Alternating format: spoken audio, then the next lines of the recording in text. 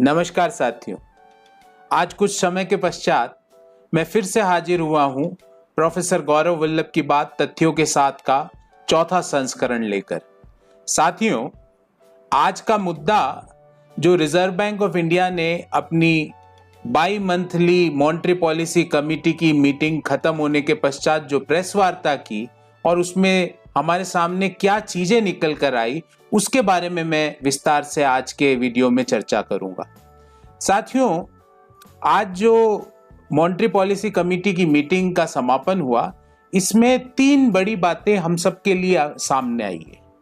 पहली बड़ी बात यह है कि आज की मीटिंग में रिजर्व बैंक ने यह कहा है कि वो कोई भी बेंचमार्क रेट, भले ही वो रेपो रेट हो, रिवर्स रेपो रेट हो, बैंक रेट हो, उसमें किसी भी प्रकार की फेरबदल नहीं करेगी।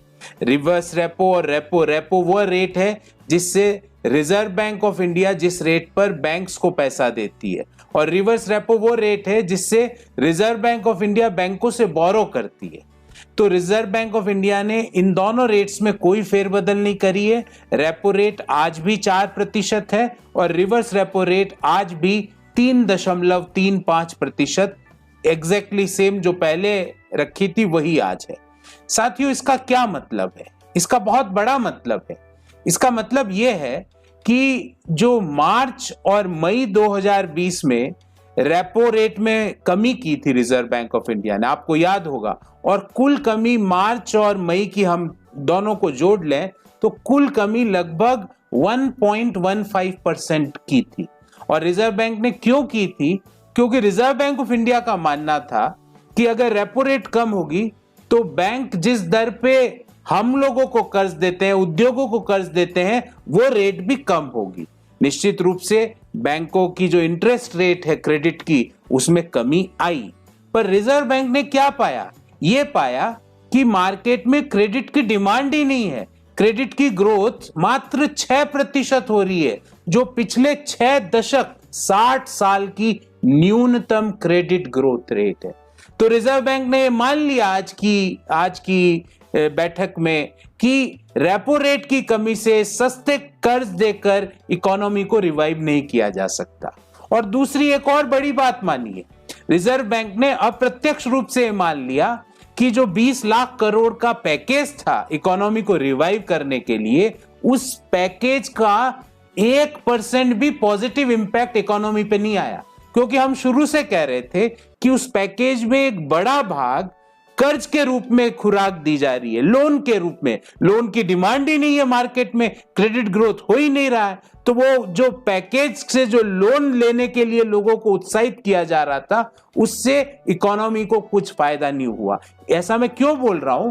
क्योंकि रिजर्व बैंक ने आज माना है कि पिछले 41 सालों में पहली बार भारत की GDP growth rate financial year 2020-21 में ऋणात्मक, नेगेटिव रहने की उम्मीद है। तो आपकी बैंकों की क्रेडिट ग्रोथ हो नहीं रही, जीडीपी ग्रोथ रेट नेगेटिव रहने की उम्मीद है, तो उसका खामियाजा क्या होगा? अनएम्प्लॉयमेंट और बढ़ेगा। उसका खामियाजा क्या होगा? भुखमरी और बढ़ेगी। उसका खामियाजा क्या होगा कि जो गरीबी, जो पॉवर्टी है नेशन में, वो और बढ़ेगी। तो ये मेरा पहली बात कहनी थी।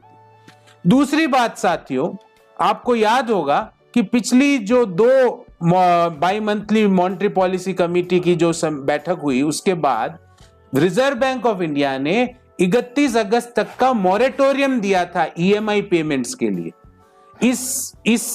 आज की प्रेस वार्ता में रिजर्व बैंक ऑफ इंडिया ने मॉरेटोरियम की कोई बात नहीं करी, पर एक बात करी है कि आपको वन टाइम रीस्ट्रक्चरिंग आप अपने लोन की करा सकते हो। मैंने लोन लिया है, आपने लोन लिया, आपके पर्सनल लोन, आपके और दूसरे लोन की वन टाइम रीस्ट्रक्चरिंग हो सकती है।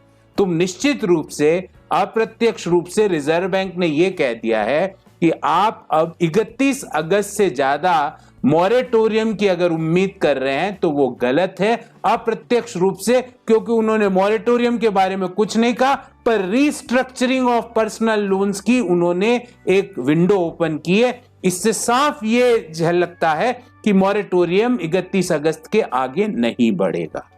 दूसरा मुख्य बिंदु यह है कि रिजर्व बैंक ऑफ इंडिया ने माना है कि जुलाई से लेकर अगस्त 2020 का जो क्वार्टर है, जिसको हम Q2 ऑफ फाइनेंशियल ईयर 2021 बोलते हैं, इस क्वार्टर में महंगाई की दर और बढ़ेगी।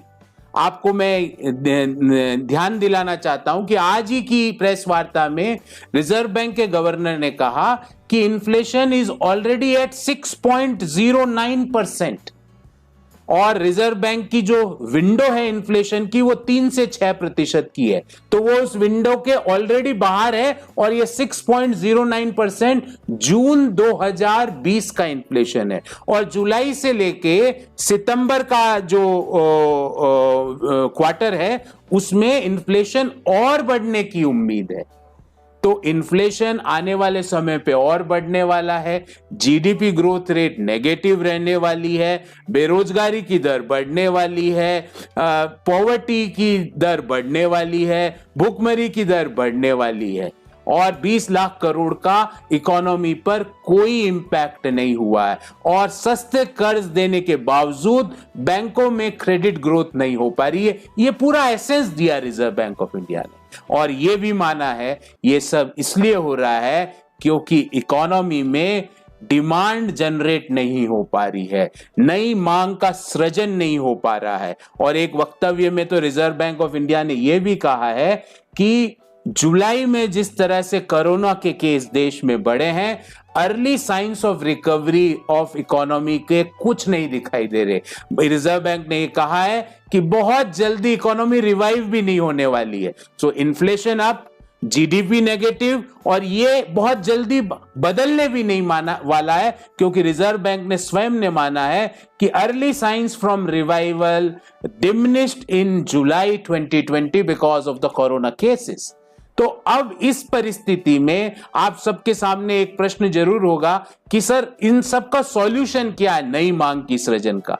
Eight the cost of repetitiveness I am again repeating, मैं एक बार फिर बताता हूं कि नई मांग का सृजन जब ही हो सकता है जब बैंकों की तरलता नहीं, लोगों के हाथों की तरलता बढ़ाई जाए, लोगों के खातों में पैसे डलवाए जाए। मध्यम आय वर्गीय लोग अपनी नौकरी खो रहे हैं, उनके बैंक अकाउंट में एक अमुक राशि ट्रांसफर की जाए। मध्यम आय वर्गीय लोग या तो नौकरी खो रहे हैं या उनकी सैलरी में अप्रत्याशित रूप से कमी की जा रही है, उनके हाथों में पैसा दिया जाए। जो मजदूर हैं, जो शहरों से गांव की ओर पलायन किए गए थे, उनके हाथों में पैसे कैसे पहुंचे इसकी व्यवस्था की जाए। जो किसान हैं, जिनको उनकी फसल का उचित दाम नहीं मिल रहा है, उनके हाथों में किस तरह और पैसा पहुंचाया जाए इसकी व्यवस्था की जाए।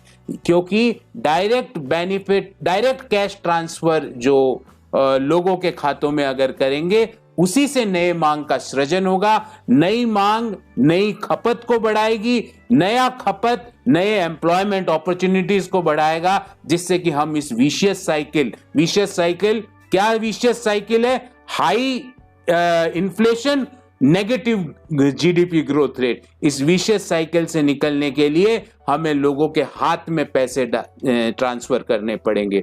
मेरी सरकार से और रिजर्व बैंक ऑफ इंडिया के गवर्नर से अपील है कि सर इसको आप एक अपना ईगो का इश्यू मत बनाइए कि भाई राहुल गांधी जी ने कह दिया इसलिए अब हम नहीं कर सकते, नहीं तो वो क्रेडिट ले लेंगे। आज जिस तरह से देश की अर्थव्यवस्था नेगेटिव ग्रोथ में चली गई है, 41 सालों में पहली बार जो हुआ है, आप लोगों के हाथ में ट्रांसफर कीजिए, डायरेक्ट कैश ट्रांसफर कीजिए। आप जो नाम उसका देना चाहे, क्योंकि नामकरण के तो आप उस्ताद लोग हो, जो नाम देना चाहे उसका दीजिए, अन्यथा नई मांग का सृजन नहीं होगा। आप भले कितनी भी इंटरेस्ट रेट को कम कर दीजिए, जब तक नई मांग का सृजन नहीं होगा लोग पैसा लेंगे ही नहीं, जो आज की तारीख में हो रहा है। तो आपका 20 लाख करोड़ का कोई इंपैक्ट नहीं, आपके रेपो रेट में जो 1.15% की कमी करी उसका कोई इंपैक्ट नहीं, आपकी ब्याज दरों में जो कमी हुई मार्केट में उसका कोई इंपैक्ट नहीं, क्योंकि नई मांग का सृजन नहीं हो पाया। बहुत बहुत धन्यवाद, आपने इस वीडियो को देखा। अगर आपको अच्छा लगे तो मेरा YouTube चैनल को जरूर सब्सक्राइब कीजिएगा। बहुत बहुत धन्यवाद। जय हिंद।